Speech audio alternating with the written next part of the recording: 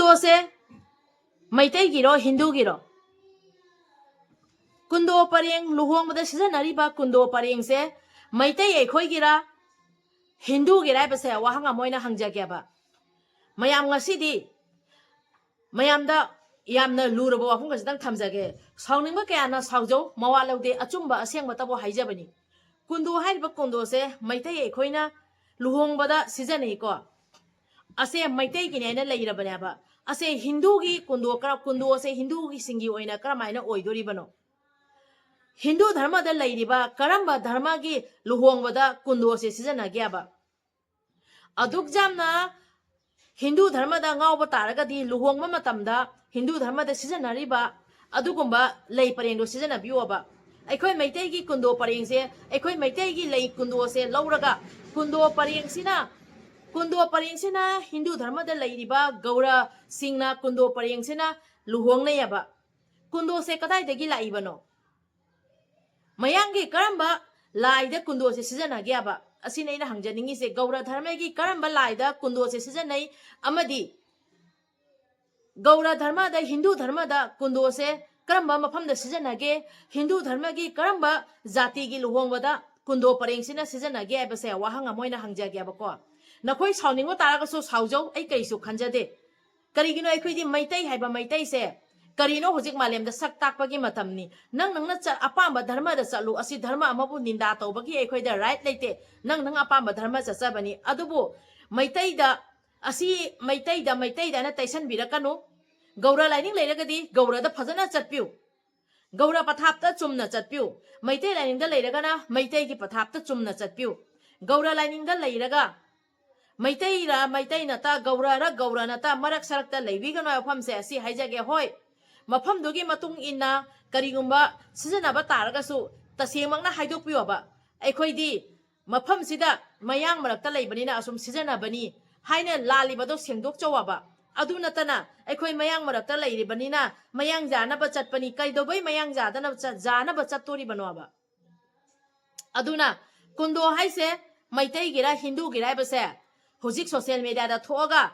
pangang tangai ba pangchong du chongi ba nakhoi da si wahang se aina hangi bane ba aduga muka haijarake kundo se kadai dagi thoklai bano hai base asi akhang ahe kaya nasu asi ke matang da thambi khare akhang ahe kaya da ki akhoi su hangat charaga khangjaraga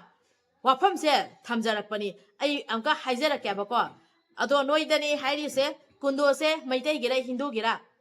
jamna haipa sabi social media da thoiba aduga nupira nupinata nipara nipanata marak sarakta khara thoiba comment daka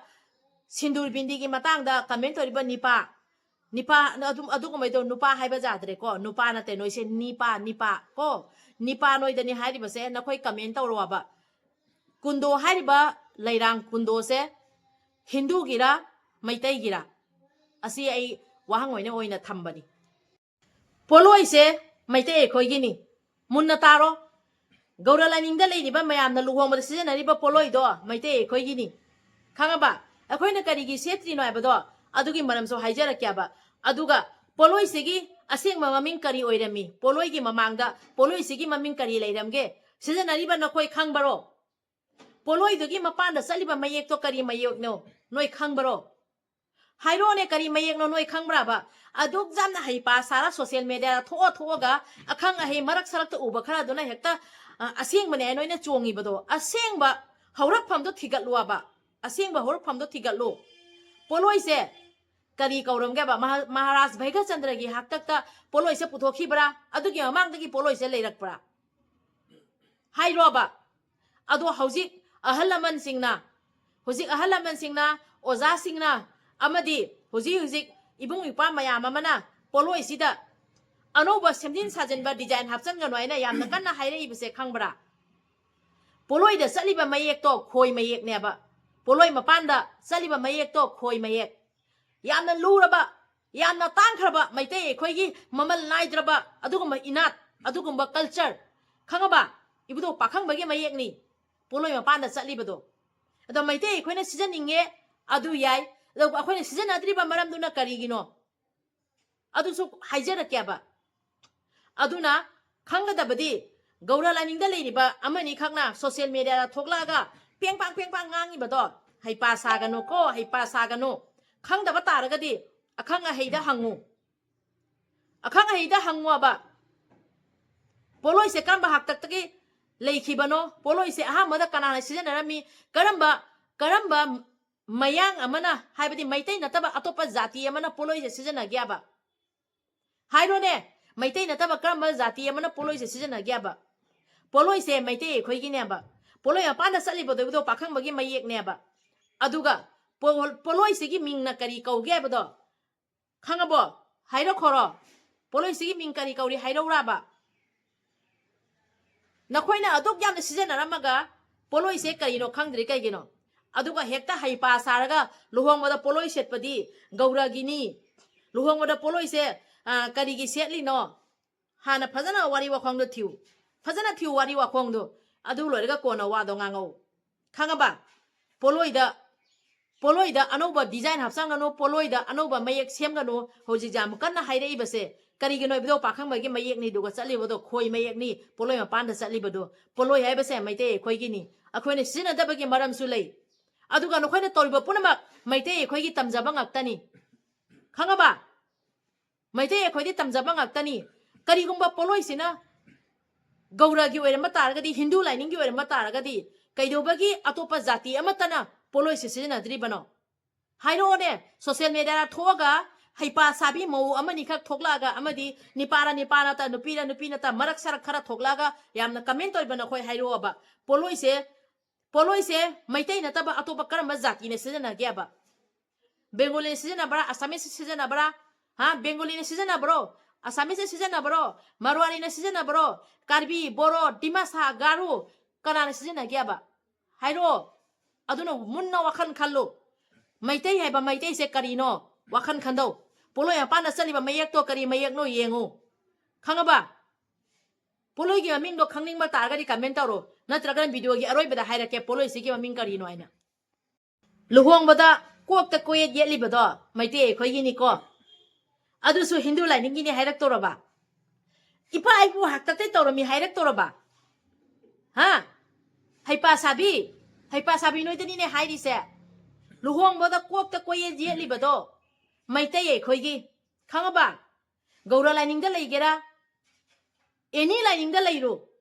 kok ta yele ba koyet masi ani luongi bado Meetei aikhoi gi koyet di khangaba atai atopa jati amatta ga manaroi aikhoi gi koyet yetpa matamda aduga atopa jati amata su koyet se sena ramoi aikhoi dumaina aikhoi gi koyet ne akhoi gi koyet yelakpa matamda masi ani longani aduna karino khangbra aduna karino khangbra masi ani longi bado koyet tugi artha kaino khangbro kundo dudi ema laibin sidebegi sayol neba ko salaibin sidebegi sayol neba adu koyet tugi artha di khangaba ba koyet to Meetei aikhoi gi ni khangba ibdo pakhang bagi chirong ani duni do khangjalo ibdo pakhang bagi ne chirong ani duni do salairen sidaba haibado adugi chirong ani duni koyet ta chirong swaina ani thokna koyet masi ani thokpani yengchalo munna khangdragadi hangu karino aina ido pakhang bagi masi ni salairen sidabani do Meetei aikhoi gi ni do karamba jati amatang hindu gi oima taragadi karamba jati amatana adumai sijana dribano taunu aina haigadabadi Meetei oina leiradi Meetei oina leiminasi phajaba akhoi gi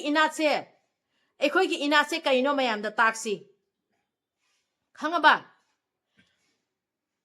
gaura lining da leiraga luhongma matamda poloi seli gaura lining da leiraga luhongma matamda kok ta koye yetli adu mayam do loina Meetei gi ngaktani abako Meetei gi ngaktani ado nakoine sijana ba taraga su adu do khangwa ba khangaga sijana wa ba koyet hairiba koyet se koyet ta masi ani luongmani masi ani do salairen sidebagi masi ni ibdo pakhang bagi masi ni du mai wari sing do khangjallu aikhoi gi isa isu da taam dori bani hojik mayam sena ngauni ri base isa gi jati kan bagi mayam kan hojik ngauna ri base udra ba isa gi jati kan si isa gi dharma kan si aina ha adu mai wari mayam se khangjallu adu aina muka Tripura gi matang da video sem ga da balai ai thabak kan ma de gi sem ba ngam da bani ko especially Tripura gi matang da video sem ga da balai aikhoi Tripura da lei bani na sindur nam da ba yade aikhoi Tripura da lei bani na mangal sutra si da ba yade asigi matang da asom hanjan hanjan na video se ura bani adu ga Tripura gi nupi ama anina aionda hangak pa wa hang lei ko adugi matang da video sema khini ai khajitang sangige nakhoi da onjan base aina important ona pi da bagi aina khoi da onjan da bani karigom ai thau leita ba oiraga di nakhoi gi video do aina mina thare phangbaga nakhoi dei sema jaiba nakhoi kum masidi ai kang tumi tuma smai haidu iya ba ko adu ai sangpa matam da haireke khangda ba taraga di phajana comment da hangbirau khangda ba taraga di video du phajana hangau ai hairake ba ai hairake akhoi marak sarki nate akhoi di a haurak phamdo maru dagi ne khoina hairak tori base marak saraki dei nate masada yenga asidi ne kamai to ina masase yamna pali he masado masadu ga ngau do yente maru duga maru do dugai ne khoina hairak tori base khangba yamna yamiko Tripura gi video sema ka daba lairi Tripura da amani kha lairi makhoi da video sem ga daba lai aina thangalo noi thangani ma thangalo adubu dharma ga mari leina wari no koi khangdana hekta dharma gi matang da semjalakanu Meetei gi matang da semjalakanu Meetei gi chana bini haijalakanu atai atopa eni noi thangane ma thangalo Meetei gi related oiba Meetei gi mari leina ba khangda bada akhai hang ahi asing saraga Meetei gi mari leina wafam thambira kanu asigaktani hairi base khangaba kundo leirang se ima lebene si debi gi sayon lebase kana kana khangi Meetei khoi di khangi salairen si debi ima leimare si debi gi langon oiribi salairen si debi gi sayolni kundo leirang haibase aikhoi di khangi aba Meetei ni na adubu social media da thoga dharma aina jamna haina re kaina haipa saraga jamna social media da ngangi bado nakhoi khangjalu kundo hariba kundo se Meetei aikhoi gi ni ima leimare si debi gi langon salairen si debi gi sayolni kundo hairi base aduga kundo gi mingsina karamaina oikhibano sidi noi khangbra khangbro hairune kana khangge hairune aikhoi Meetei laining leiriba Meetei aikhoi di khangjai aba nokhoi kana khangge hairo ba aduna haipa sagano ko noi sindur namninge namu bindi namninge namu mangal sutra sininge so mayang matau tamninge tamu adubu Meetei daga Meetei gi aikhoi ipai pode tawrami kaina Meetei ron nganga ga ko Meetei ron nganga ga Meetei gi mingsin dhaba chen dhaba gi thabak tawgano haipa sagano ai wase hanjana jana haige kundo haina mingthon ga bisigi maram se hairage taro ba atingkok maru sidaba gi manakta salairen sidabina kullaga khuru khudak kullaga takhiba atingkok maru sidabana salairen sidabida pautak piba matamda atingkok maru sidabana salairen sidabida takpi tambiba matamda salairen sidabina kullaga khuru khudak kullaga afaba kayama tasangiba khangjankiba nupi ama oiraga di karamaina chatkani adugi matau mawang sapsana kullaga khangkiba nupi amana karama matau mawang chatkani aibado salairen sidabina kullaga khangkibado adugi mingthon lauraga taibang manda kundo oina sayoluraga nupi amana yum palakpa matamda hairiba punsile pun matamda kundo se sijanrakpa matamda nupi dusu asaigi salairen sidabina atingkok maru sidabagi manakta kullaga takhiba mayamdo khangjankhiba mayamdo adumaina nupi singnasu malemda taibang manda punsile pun sembagi matungda nupi amana karamba sajatli chatkani aibado kundo duna takpi tambiba oina kundo duga luhongba haibadi punsile pun tawba matamda kundo se aduki matik darkar tana aduki matik mathau tai haina kundo leirang se Meetei aikhoina sijana bani punsile pun tawbada aduna kullaga khangki haina kundo leirang haina mingthon ki bani khangaba salairen sidabigi sayol oiribi ima leimere sidabigi sayol oiribini kundo leirang hairibase aduga mukamuk kundo leirang sigi artha karino asiu haijarake aba kundo leirang hairibase karino sisu haijarake aduga muka haige nakhoina mayang matau tamgera mangal sutra sigera sindur sigera mangal sutra sigera sindur namgera moibung khuji sigera simingsiu adubo Meetei aikhoi gi satnabi Meetei aikhoi na aduni Meetei aikhoi aduni hairakano Meetei gi amata nate kundo leirang se Meetei aikhoi gi ni sindur Meetei aikhoi gi nate mangal sutra Meetei aikhoi gi nate moibung khuji Meetei aikhoi gi nate yamunna taw ngasi wari khara hapakhige na khoida munna tasalo khangjalo khangdraga di social media thoga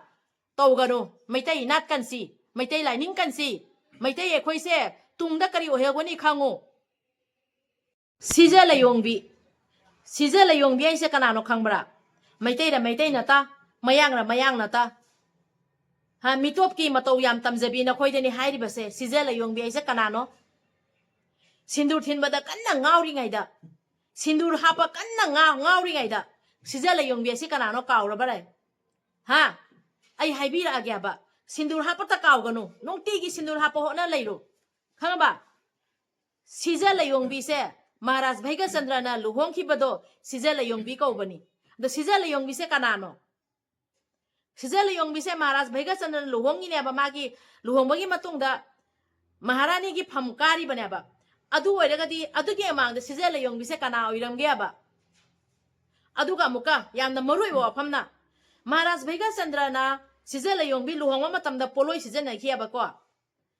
adu dagi poloi setpa hogi bani aina hainari ba adu natte adugi mamang da poloi leirami khangbra no khangbro poloi gi aseng maming karino Maharaj Bhaiga Chandra gi mamang da poloi sigi maming kari leiram ge ba wari wa khong do thijallu wari aseng modo karino thijallu khangaba wari aseng modo thijallu marakta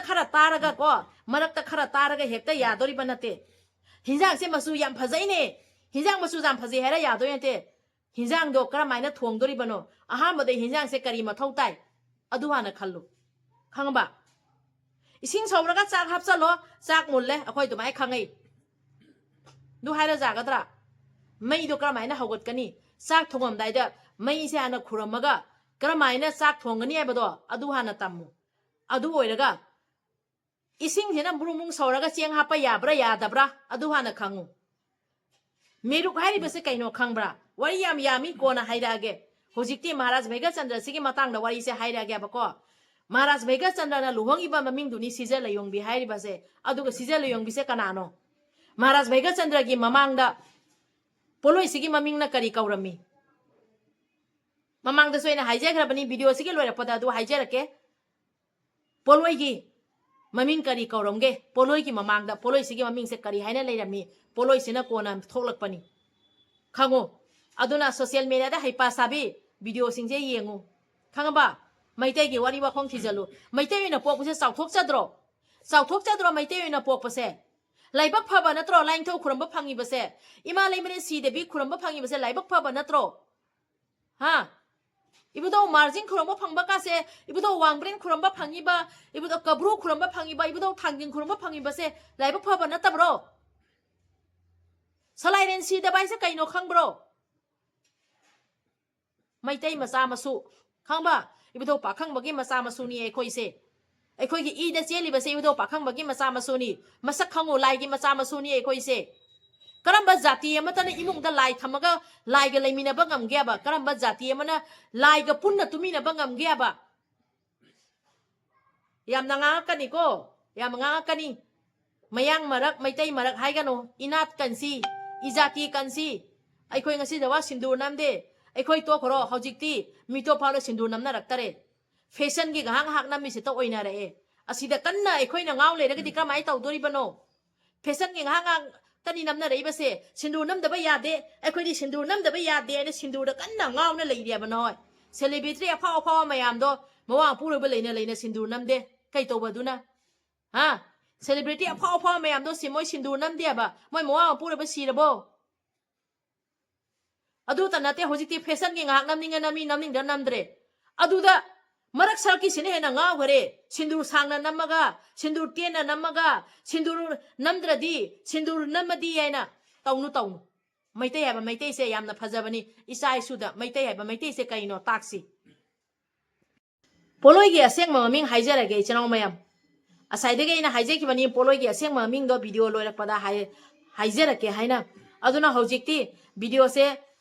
loire aduga Facebook ta phangnaba taragadi asi matek oina phangdorobanina isinaw mayam ai Facebook ta su video se haptori bani amadi YouTube ta su haptori bani abako ado mayam poloi sigi maming se poloi mingthondrige mamangda poloi gi maming se kari leiramge habase ai mayam da haijara agya bako aduna social media da amani khak thoklaga Meetei aikhoi gi oiba jati gi matangda dharma gi matangda ngakpa matamda khasitang khandabiu aduga poloi sigi asing maming do karino taro hairage ko kumin kalok khangaba poloi sigi asing maming na habadi poloi haiba mingthon sigi mamangda poloi ge ming se kari leiramge habada kumin kalok kalok aidi khangbra phakse kosan ama tamda konjalo habada kalok habado kumin kalok akoiba pot akoiba do kalok aina kauriya bako kumin kalok poloi gi maming se kumin kalok ko bani aikhoi di angang oireso ko isagi jati gi dharma gi wari kabai tor kono horofam se karino aikhoi na lambi chapada soi khare na bu asoi ba lambi du hanjan chat kadraba asoi ba lambi du hanjan chat kadra lambi chapada thi le me thi do net khiba targa di amuka mo song chalaga net lor bani na hanjan net kadraba yam sauninga iko tauroisi wakhal tabiu pari mom challenge se bu yengbiri ba mayam puno pui kai khumna jari chinaw mayam ngasi myang ye phomda thamjari ba wafam se ko ichinaw mayam aikhoi su ahalaman tana jaraga oja guru dagi hangjaraga wafam khara se kamaina no kari no abse khana nei neri bani aikhoi nungaite abege artha di ko aikhoi mayang lam da leiraga su miram da leiraga su isagi jati dharma se kangatna ba koi hona se adu natana mayang marakta leiri bani mayang yana ba chattori bani mayang na noknarani mitop na noknarani haina leiba yari baraba laigi macha masuni abse khoi karigi kaudori bano laiga miga samnaraga leirei bani khoi se laiga punna leiminarei bani samina rei bani ba khoi se ko konthau jam lairem bi kai do khangda bro noi konthau jam lairem bi se kanano khoi gi Meetei gi konthau jam sagi leiri basanoi kaw bro aduna malim gi leining mafamda leijasanu isagi jati dharma se karino khangda batarga na ahal lamanda wari wakhong thijalaga asengba achumba duga akhoi thijalaga asengba do khoi lausan dori bani achumba do khoi lausan dori bani abako ado aina ngasi thamjari ba video se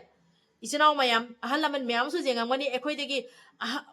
akhangba oza mayam ama yengni bani abako ahal laman oza mayam da ina haijaga da do video se ga soira yaukeba kya leiraga su karamaina no karino takpira kane begi wafam se ai myangi homda thamjage aduga video semjabagi